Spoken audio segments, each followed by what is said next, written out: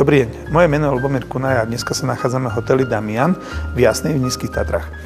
Chcem vám predstaviť dvere, ktoré sme dávali do spoločenských priestorov. Sú to dvere, ktoré sú objektové, to znamená, že musia byť pripravené na veľké zaťaženie v priestore. A tieto dvere chcem vám dneska predstaviť. Poďme sa na to pozrieť.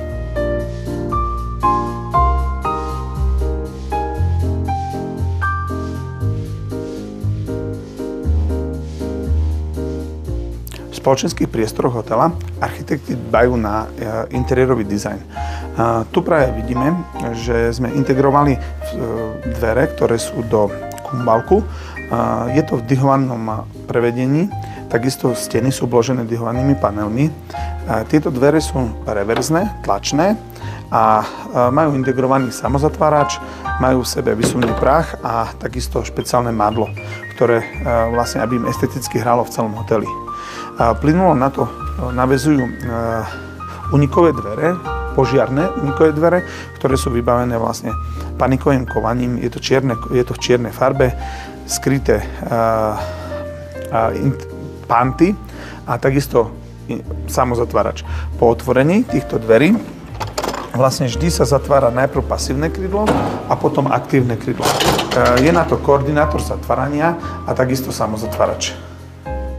V hotelových chodbách sa stretávame s tým, že architekti a takisto hotel chce, aby sa rozlišili dvere, ktoré sú vstupné do izieb a dvere, ktoré sú vstupné na unikové schodisko alebo do skladov. Tu vidíme prevedenie vlastne dverí. Esteticky je vlastne identické schodovými dverami do apartmanov. Je vybavené madlom, je integrovaná tesárska zárubňa, dvere sú reverzné, otvárajú sa dovnútra na špaletu, sú takisto vybavené samozatváračom a všetkým, čo potrebujú protipožiarne dvere. Ale zákazník alebo návštevník hotela vidí už na prvý pohľad, že sú to dvere s inou farbou a líšia sa. Stojíme teraz pri vstupných dverách hotelových. Tieto dvere sú vyrobené vlastne od podlahy až po strop na výšku 2,70 m. Dvere majú výšku 2,20 m a je nacvetlík. Vybavené sú madlom a celé madlo je podsvietené rôznymi farbami. Vždy, keď tie dvere sú zatvorené, tak signalizujú upratovačkám vlastne, že či je obsadený apartman, alebo je zatvorený, alebo nejakú inú signalizáciu. Vo dverách je takisto aj vložka a z hľadiska bezpečnosti, aby bolo vždy otvorateľné. Dvere sú protipožiarne, sú vybavené integrovaným samozatváračom, výsuvným prahom a skrytými pantami.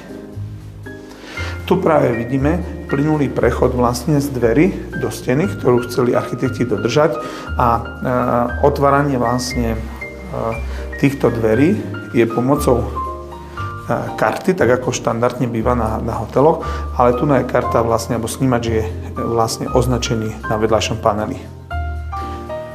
Ďalšou zaujímavosťou tohto hotela, alebo týchto dverí, je to, že nachádzame sa na chodbe, ktorá je vlastne v takom polobluku a veľakrát architekti riešia, ako osadiť dvere a vlastne, aby to vyzeralo dobre. Tu sme dvere odsadili od steny, vlastne majú takéto obloženie, všetko je integrované vlastne v paneli, ktorý sme dodávali a dvere sú vlastne 10 cm odsadené.